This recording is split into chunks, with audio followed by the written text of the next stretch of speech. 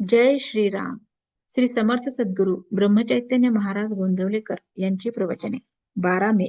आजचा विषय: कोणत्याही परिस्थितीत वृत्ती स्थिर ठेवावी. अमानित्व हा देहाचा धर्म आहे. दुसऱ्याचा मोठेपणा राखून आपला मोठेपणा वाढवावा. दंभ हा मनाचा धर्म आहे. तो दुसऱ्याला फसविण्याकरिता नसावा. स्वतःचे कल्याण करून घेण्यापुरताच दंभ असल्यास हरकत नाही. अहिंसा हा देहाचा आणि मनाचा धर्म आहे. अहिंसा ही हेतूवर अवलंबून असते. वाचेने कोणाचे मन दुखू नये आणि देहाने परपीडा करू नये.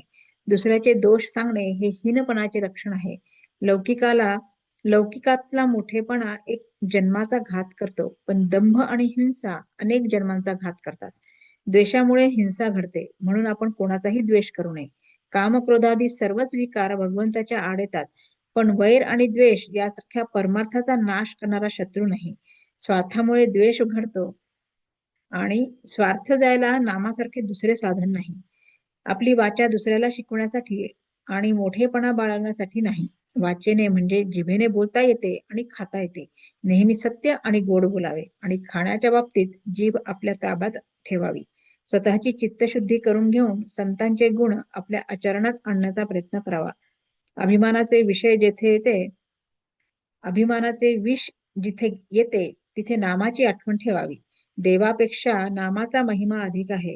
वृत्ती उठू लागली की तिला नामाची जोड देऊन ठेवावी. हिरण्यकश्यपूच्या ठिकाणी देखील भगवंत नव्हता असे नाही, पण कुंपण फार वाढल्याने शेत दिसेनासे व्हावे, तसे हिरण्यकश्यपूचे झाले. स्वतःच्या ठिकाणी भगवंत आहे हे हिरण्यकश्यपू अभिमानामुळे विसरला. त्यामुळे भगवंताला खांबात दिसायला लागले. अभिमान जरुरी पुरताच ठेवावा. मी रामाचा आहे असा अभिमान धरावा. नामाची कास धरावी. नारायणाचे दर्शन व्हावे असे नाही प्रल्हाद म्हणाला. नाम नाही सोडणार असे म्हणाला.